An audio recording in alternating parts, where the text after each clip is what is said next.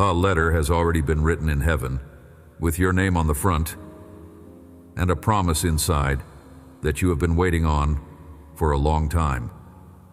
Not a wish I'm still thinking about. Not a kindness I'm hoping I can afford. Not a maybe held together by your performance. A sealed letter, signed in my own hand, kept in a place no thief can reach and no failure of yours can cancel. Come a little closer.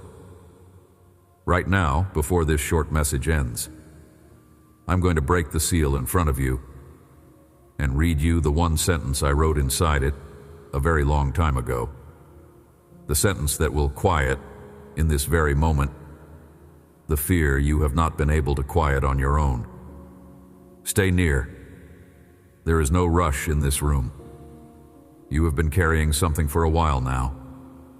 A prayer that has lived in you so long you have started to feel embarrassed about still bringing it up.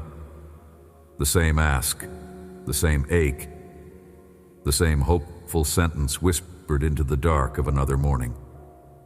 And somewhere along the way, a quiet thought began to grow next to that prayer. Maybe he heard me and changed his mind. Maybe the promise was for someone with stronger faith. Maybe I missed the window. Maybe I read the sign wrong. Maybe what felt so clear back then was just my own hope speaking in a borrowed voice. And every time that quiet thought visits, it leaves a little less of you standing. A small erosion of the place inside where your hope used to live easily. I want to tell you that the thought is not the truth. The thought is the residue of every human voice that ever broke an agreement with you. The thought is old water that has nothing to do with what I am actually doing in the underground of your life. But before I tell you what I am doing, hear this. I see exactly where you are sitting in this moment, and I see exactly what it has cost you to keep waiting. I see you. There's a mother praying for a son who walked out of the house years ago and has not come back home. The father waiting on a door to open in his work, in his health, in a relationship he cannot fix on his own. I have been beside him. Somewhere a single one is still believing for a love that was promised in a quiet moment of prayer and has not yet arrived at the table. None of you are hidden from me. Every diagnosis you are waiting to change, every debt you are waiting to lift, every name you are waiting to clear, every child you are waiting on, every season you are waiting to turn, I have been counting with you. The friends stopped asking how the waiting was going because they did not know what to say anymore. Your morning prayer has gotten shorter because saying the same sentence out loud one more time has begun to feel like a kind of grief. I hear every shortened word. I am not annoyed that you are still waiting. I am tender about it. I am not standing at a distance with crossed arms, measuring your patience against some invisible line. I am sitting beside the place you are sitting, looking at the same horizon, watching the same sky, and I am the one who knows what is forming in the part of the sky you cannot see yet. I see something else too. I see the small ways you have tried to protect yourself from this promise, in case it never comes. I see the way you have stopped saying it out loud to anyone, in case the silence eventually proves the doubters right. I see the way you have begun to lower the volume on your own hope, telling yourself a quieter hope hurts less if it never happens. I see the small ceremonies of resignation you have started practicing, the shrug you give now when someone asks how a certain thing is going, the half smile that hides the still burning ask underneath. I am not embarrassed by any of those small protections. They are the bandages of a person who has been wounded by old, broken promises. But I am about to show you something that means you do not have to keep wearing them. You did not come by this doubt all on your own. You learned it the first time someone told you they would be there for you and were not. You learned it the day a person you trusted made a promise out loud and then quietly walked it back when keeping it became inconvenient. You learned it the morning a parent did not call when they said they would, and you sat by the window long enough to understand that promises sometimes evaporate without explanation. You learned it the night a partner told you forever, and then taught you that forever was a smaller word than you had been told. You learned it in places of worship where you were told that my favor would arrive if you gave enough, served enough, performed enough, smiled enough. And you watched other people do all of those things and still bury what they loved. The bruise on the place where promises used to land in your life was not put there by me, but I see the bruise. And I know that every time my word draws near to that place, it touches a wound that is still tender, and your whole body flinches before your mind can even decide what to think. Let me defend you from a voice that has been speaking over you for too long. The voice that says your hope is naive. The voice that says you should have moved on by now, given up on the promise, stopped expecting anything beautiful from a God who has clearly forgotten where he put your file. That voice is not mine. That voice has never been mine. The voice that comes from me does not shame you for the staying.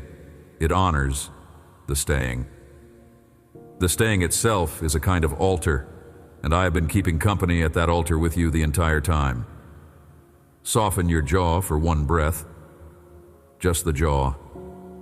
That small muscle has been clenched around the fear that this promise might not come. Let it down for a moment. Notice how much you have been holding without knowing you were holding it. The hope you have been carrying is not a heavy thing in my hands. It is only heavy in yours because you have been guarding it alone.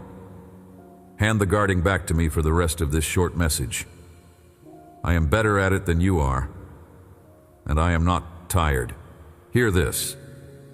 What broke you in human promises is not the shape of my promise. They look the same from the outside. Words in the air, a hand on a shoulder, a feeling of certainty. But the inside of my word is built out of something else entirely. A human promise is a hope, dressed up in confident clothes. My word is the thing the universe was made out of. They are not the same material. They cannot fail the same way, because one of them cannot fail at all. Somewhere along the way, you were taught to think of my promises like a contract that needs your signature renewed every morning.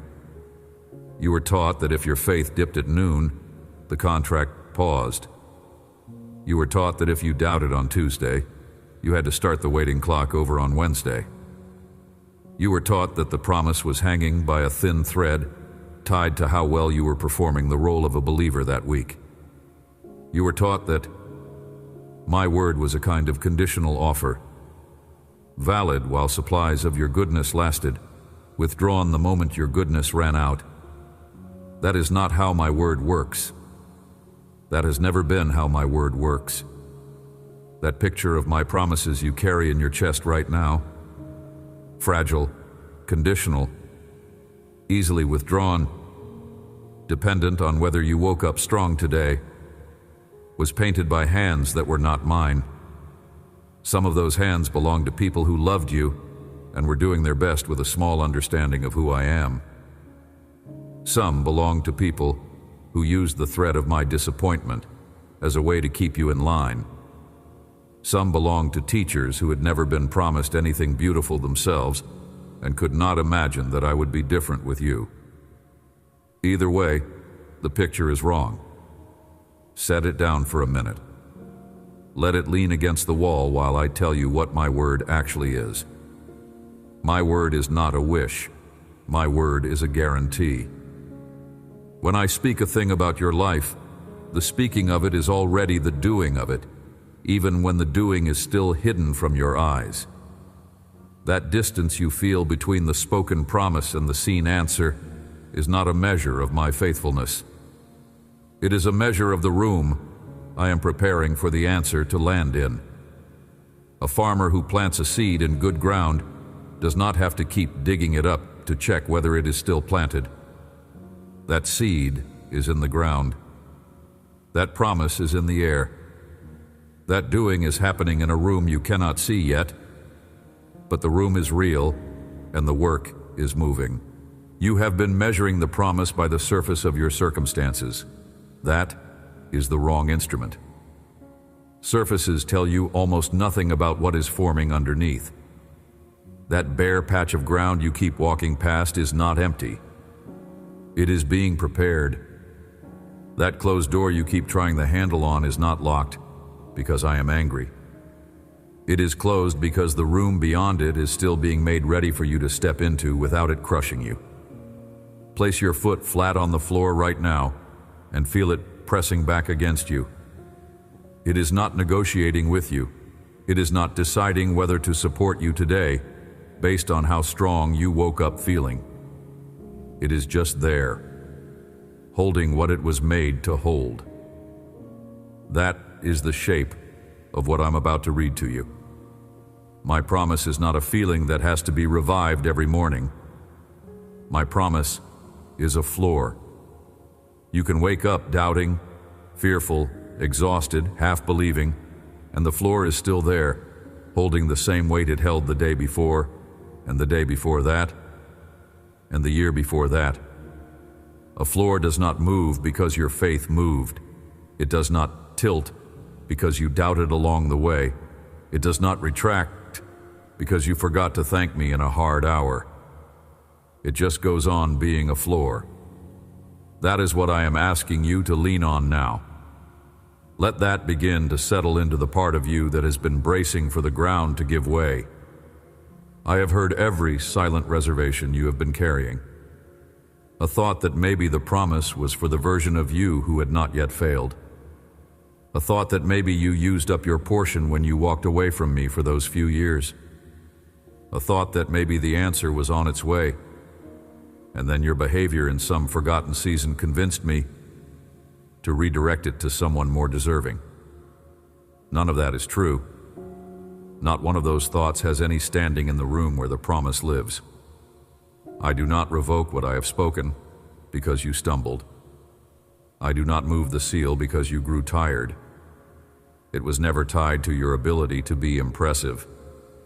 It was tied to who I am. I am about to read you a sentence I had written down for you a very long time ago. I did not write it for theologians. I did not write it for the strong. I wrote it for the tired one. The one who has been waiting on a promise so long the waiting itself has started to feel like the whole story. I wrote it for the one who is no longer sure they can survive another disappointment. I wrote it for the one who has stopped speaking the promise out loud because saying it has begun to feel like risking a fresh wound. I wrote it especially for the one who has been brave enough to keep coming back to listen, even when the listening felt like nothing was changing. This sentence was carried in a letter to a small group of Hebrew believers in a city far from home. They had said yes to me with their whole hearts in a brave and costly moment, and then the waiting began. Years passed. Some of them had been promised relief from persecution and were still hiding. Some had been promised provision and were still hungry. Some had been promised the safe return of family members who had been taken, and the doors of their houses still stayed empty at sundown. They were sitting together in a small room, holding old promises in their hands like papers that were beginning to fade. And the question on every face was the same question on yours. Did he change his mind? Did we hear him wrong? Is the promise still alive? Is the one who spoke it still on the throne, or did the throne shift while we were not looking? They were not bad people. They were tired people. They had built their lives on what I had said to them, and the world around them kept asking them to explain why their God seemed so slow. They had no good answer. They only had a memory of my voice and a stubborn refusal to let go of it. Hear me say it plainly. I love that kind of stubbornness. I have loved it in them, and I love it in you. The refusal to give up on a promise that has not yet arrived is one of the most honest forms of worship there is, and I have been receiving yours." A letter arrived. The letter was read aloud in that small room. And in that letter I gave them, and you, sitting where you are right now, a sentence to hold on to for the rest of their lives. A sentence that is still in the same letter, still under the same seal, still being read aloud in small rooms all over the world in this very hour, including the one you are sitting in. This is what I said, Hebrews chapter 6, verses 17 and 18. When God desired to show more convincingly to the heirs of the promise the unchangeable character of his purpose, he guaranteed it with an oath, so that by two unchangeable things, in which it is impossible for God to lie, we who have fled for refuge might have strong encouragement. Read these words slowly with me. There is more in it than the speed of an ordinary read will let you see. Heirs of the promise. That is you. Not visitors, not applicants, heirs. The promise is already in your name in the book where these things are kept. Unchangeable character. The thing about me that you are leaning on in this hour is not a mood I might be in. It is a character, a settled way of being, and it does not flicker. Two unchangeable things. First is my word, the promise itself, spoken from a mouth that cannot speak a falsehood. Second is my oath, a vow I added on top of my word, not because my word needed help, but because I knew you would. I knew you had been lied to. I knew you would need more than one anchor when the storm came. So I gave you two. I doubled the assurance, not because the promise was weak, but because you were tender. That doubling was a kindness aimed straight at the bruise. And then the sentence I am giving you to carry out of this room. It is impossible for God to lie. Not difficult, not unlikely, not improbable, impossible. There is no version of me in any corner of the universe that says one thing to your face and means another in private. There is no quiet me behind the loud me who is rolling his eyes at your waiting. That me who spoke the promise over your life is the only me there is, and that me cannot lie any more than fire can be cold. What you are afraid of, that I might have said it and not meant it, is not a possibility. It is not a small possibility. It is not a 1 in a million possibility. It is not a possibility at all. The oath you are waiting on was sworn in my son's blood. It was sealed in the empty tomb. It was signed with a signature that cannot be forged and cannot be revoked. A seal on a letter that has your name on it does not weaken when your faith weakens. It does not crack when your patience cracks. It does not lose its grip when your grip loses. This promise is not being held up by you. It is being held up by me. You are not the foundation under it. I am. And I have never collapsed. I'm not going to begin collapsing now under the weight of one tired believer who is still here, still listening, still hoping. Strong encouragement. That is the phrase the letter uses for what you are meant to feel right now. Not a small comfort. Not a faint flicker. Strong encouragement. The kind that can hold up a whole life. The two unchangeable things were given to you for exactly this hour.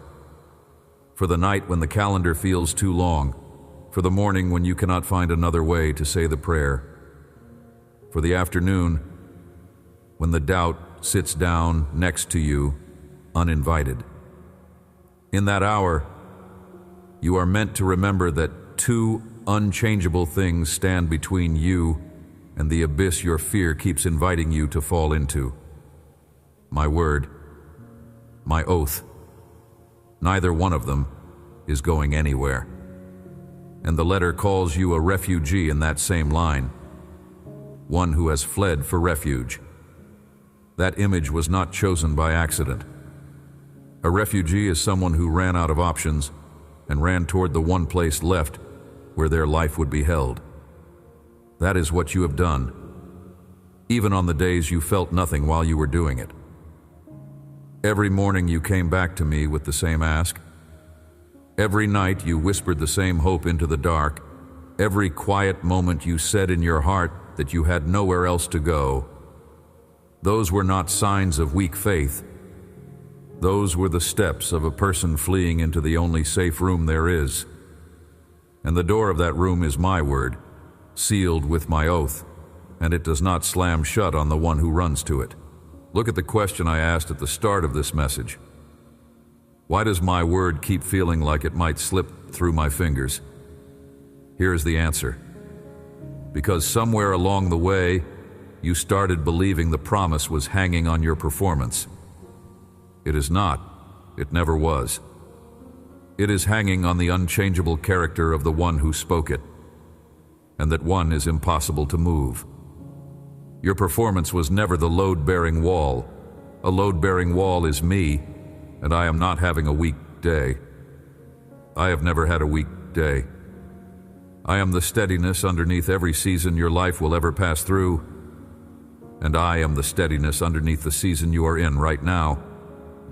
Let that one sentence sink past the place where the bruise lives, slowly. With me. It cannot fail, it cannot bend. That includes the word he spoke over your life. Today, right now, while you are still waiting. This waiting does not contradict the promise. This waiting is the room where the promise is being finished. Open both hands in your lap, palms facing up, like someone receiving a letter from a friend instead of a bill from a stranger. That is the posture the promise is asking from you. Not a clenched fist of demand. Not a closed fist of fear. An open hand. A letter has already been written. A seal has already been pressed. Delivery is being handled by someone who has never lost a single one. You do not have to chase the courier down the road. You do not have to invent the address. An address is already on the envelope, and the envelope is already on the way. So here is something small you can carry into the rest of your week. Next time the doubt arrives, and it will, because doubt has been your roommate for years and roommates do not move out quickly. You do not have to argue with it. You do not have to defend yourself. You do not have to summon a feeling of faith you do not have. You only have to ask the doubt one question. Can this promise fail? If the answer is yes, the voice is yours. Return it gently to the one who brought it. If the answer is no, the voice is mine. Keep that one. Carry it through the rest of the afternoon and into the night, and let it speak louder than the older voices the day will try to hand you. There's a second part to this small practice, and it matters. When you ask the question, and the answer comes back, no, do not move on too quickly. Stay in the no for a moment. Let the no settle. The no is not just a logical conclusion. The no is the sound of two unchangeable things resting under your situation, holding it up while you breathe. Longer you let yourself sit in that no, the more the floor under your hope will begin to feel like a floor again instead of a question. And one more thing. On the days the doubt comes so loud that you cannot even hear the question, and there will be days like that, do not panic. Do not measure your faith by the volume of the noise around it. Simply place your hand on the seal you cannot see and say one word out loud. Guaranteed. That single word is a whole sentence to me. It means, I remember what you said. I am not abandoning the promise. I am still standing in the field where you planted it. And that single word will reach a throne that has never once turned away the voice of a refugee who fled for refuge. You will not feel different the first time you try this. You may not feel different the 10th time. That bruise has been there a long time, and tender places take a while to learn that a new hand is touching them. But somewhere around the 30th time, you will notice that the doubt has gotten quieter. Somewhere around the 50th time, you will notice that you went a whole afternoon without checking the calendar of the promise. Somewhere around the 100th time, you will realize that the waiting itself has changed shape. No longer a small punishment, more like a long walk beside me toward something already decided. Somewhere further out than you can see from here, you will look back at this season and understand that this was not the part of the story where I forgot you. This was the part where I was teaching your soul to rest on something that does not move. And this is what I want you to notice along the way. Your waiting will begin to feel less like a closed door and more like a hallway, less like a punishment and more like a corridor with a light at the far end and my footsteps echoing next to yours. You will not arrive in one dramatic moment. You will arrive in 1,000 small ones. The morning you wake up and the doubt is not the first voice in the room. The afternoon you find yourself thanking me for something that has not happened yet, because somewhere inside, you knew it was already on its way. The night you fall asleep without rehearsing every reason the promise might fail. Those small moments are the harvest of this practice. They are also the harvest of my faithfulness, which has been running underneath your feet the entire time. Here, one more thing before I finish. The promise that has your name on it is not in competition with the promises that have anyone else's name on theirs. You do not need to scan the field to see how far ahead someone else's harvest is in order to know what I am doing with yours. A letter to you is a different letter, written for a different season, in a different hand of the same author. Pace of your friend, your sibling, your neighbor, the people you scroll past on a screen, none of it is the measure of my faithfulness to you. What measures my faithfulness to you is the seal on your letter, and that seal is unbroken. Carry this with you. My word is not a wish. My word is a guarantee. The letter has your name on it. The seal is unbroken. The delivery is already on its way. Amen. If something here found a quiet place in you, drop the word guaranteed below. Not as a slogan, as a small flag planted on the side of the promise that cannot fail. Above this, you will find 7 short letters waiting for you, one for each of the next 7 mornings, sent to your inbox the moment you open them. Take them. Share this with one person who has been waiting on a promise so long they have started to feel foolish for still hoping. Subscribe so the next word reaches you before the doubt does. You were never meant to walk this long road alone.